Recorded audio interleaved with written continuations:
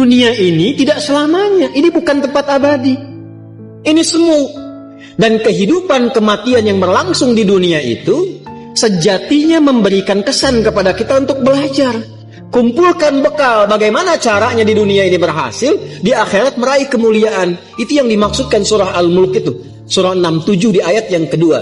Huwallazi khalaqal mauta wal hayata liyabluwakum ayyukum ahsanu amala. Ahsanu itu isim tafdil. Ya, dari kata hasanah tadi. Jadi kita mengumpulkan hasanah, tapi orientasinya akhirat. Dan untuk mencapai ke titik itu, Allah berikan bentangan jalannya disebut dengan ibadah. Karena itu ketika Allah memerintahkan kita ibadah dalam bentuk fi'il amr, itu sebetulnya saking sayangnya kepada kita. Kalau nggak sayang nggak akan diperintahkan.